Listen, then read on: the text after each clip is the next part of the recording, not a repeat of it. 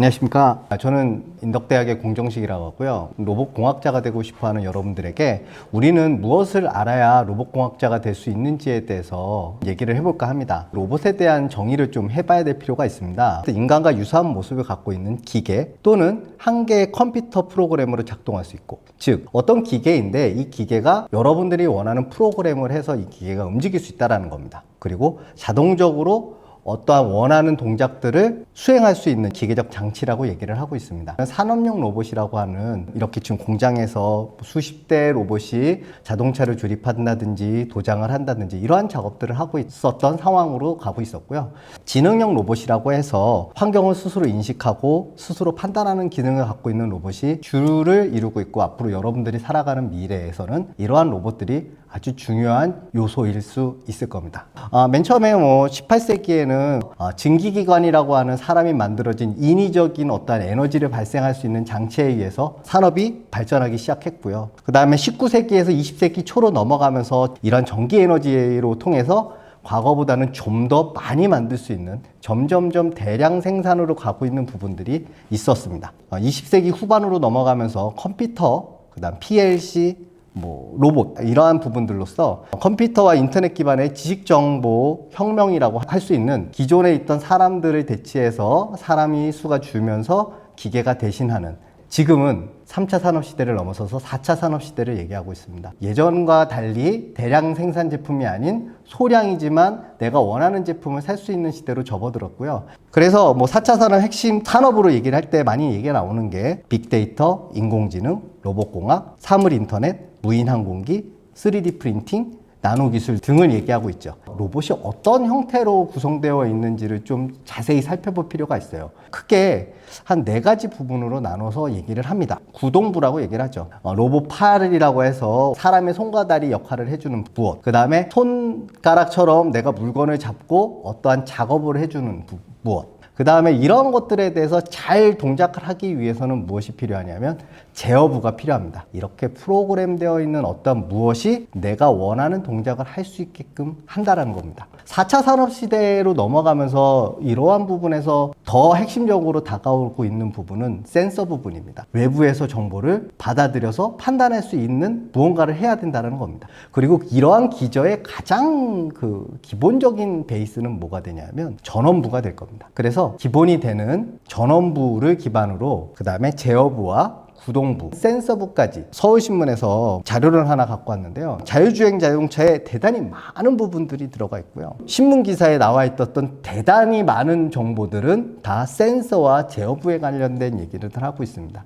자율주행 자동차가 내가 핸들을 잡지 않고 엑셀레이터를 밟지 않고 자동차가 움직이려면 주위의 상황들을 정확하게 인식하기 위한 센서 부분들이 많이 필요할 겁니다. 이러한 것들이 자동차로서 갖춰지기 위해서는 자동차가 내가 원하는 대로 움직이게끔 할 수 있는 구동부와, 이러한 구동부들이 제대로 동작하기 위해선 휘발유나 경유 같은 석유를 이용한 에너지를 사용한다든지 배터리를 이용해서 움직이게끔 한다든지, 스스로 움직이는 녀석들, 알아서 판단하는 녀석들은 거의 대부분 로봇 기술에서 왔다고 해도 무방하겠습니다. 로봇 기술은 로봇 테크놀로지라고 해서 RT라고 표현을 많이 합니다. 기계공학, 전기전자공학, 그 다음에 제어정보공학으로 이루어져 있습니다. 요즘은 이러한 로봇을 어디다가 사용해야 되는가에 대한 부분도 대단히 중요한 이슈입니다. 응용 분야에 대한 이해도 하셔야 됩니다. 무엇을 알아야 하는가에 대한 부분들을 좀 얘기를 좀 해볼 거려고 하는데요. STEAM이라고 하는 사이언스,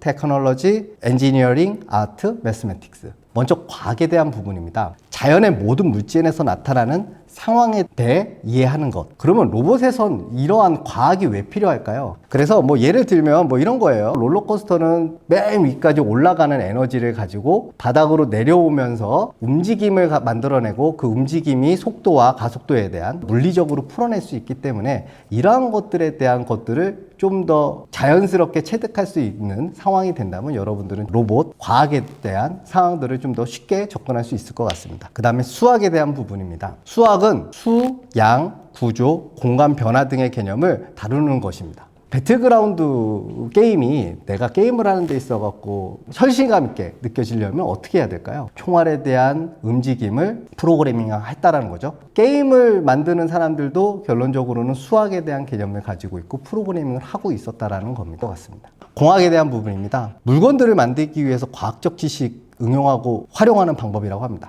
여러분들이 잘 알고 있는 드론입니다. 결론적으로 우리가 지금 배웠었던 회전에 대한 얘기, 그 다음에 우리가 얘가 위아래로 움직이고 있는 부분들, 이러한 부분들이 여러 공학적인 개념으로 들어가서 제품을 만들 수 있으면 여러분들은 로봇 공학자로서 훌륭한 사람이 될 수 있을 거라고 생각을 합니다.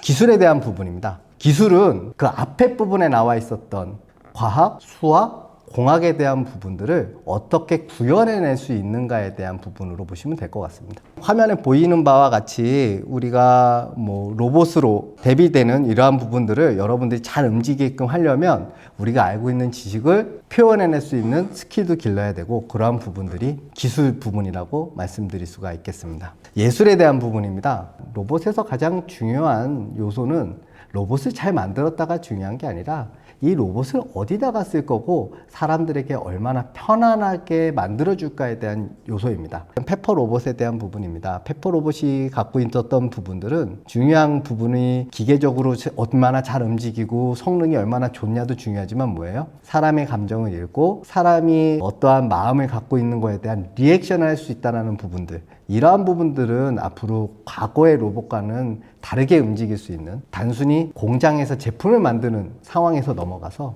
이제는 뭐예요? 사람과 인터랙티브하게 활동을 할 수 있는 상황들을 만들어낼 수 있다는 부분들이 중요한 요소일 겁니다.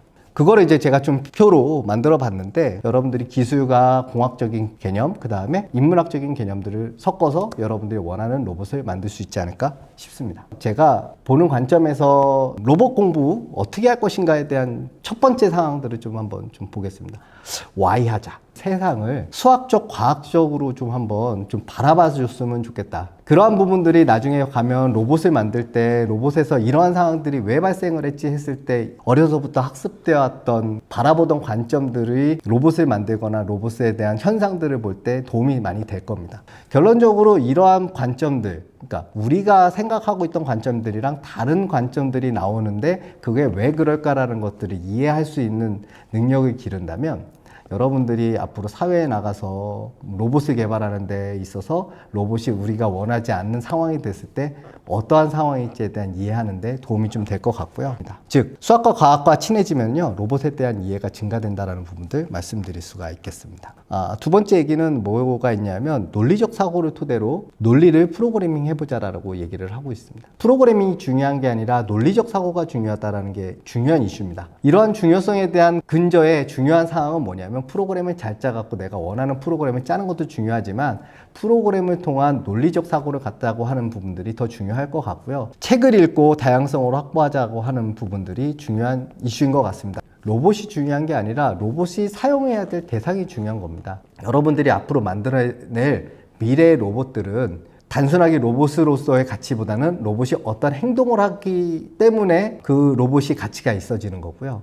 여러분들은 그러한 가치를 만들기 위해서 기본적인 기계공학, 전기공학, 전산공학도 중요하지만 그거와 더불어서 인문학적인 정보도 되게 중요한 요소일 수 있다라는 거. 그리고 이제 2단계까지가 제가 봤을 땐 초중고등학교 때 중요한 이슈인데요. 상상을 많이 하고 앞으로 미래에 어떻게 될 건지에 대한 여러분들의 생각, 꿈을 스케치해 보시는 부분들이 중요한 요소일 겁니다. 1960년대 미래의 모습을 얘기하면서 자율주행 자동차에 대한 그림을 그렸고요. 바로 현대자동차에서 지금 보여주고 있는 자동차 그림을 보시면 아시겠지만 지금 거의 그거와 유사한 그림을 보여주고 있어요. 이제 이것까지는 이제 초중고등학교 때 이루어지는 일이라면 이제 대학교 때 간다거나 아니면 이제 고등교육으로 넘어가서 어느 회사에 간다거나 하게 되면 도대체 어떤 일을 하게 될까요? 로봇을 이제 공부하는 단계고 로봇을 공부를 통해 갖고 로봇을 만드는 과정들인데요. 화면을 보시면 아시겠지만 크게 4가지 부분으로 나눠져 있고요. 이 많은 과목들을 다 알아야 되고 공부를 해야 된다는 겁니다.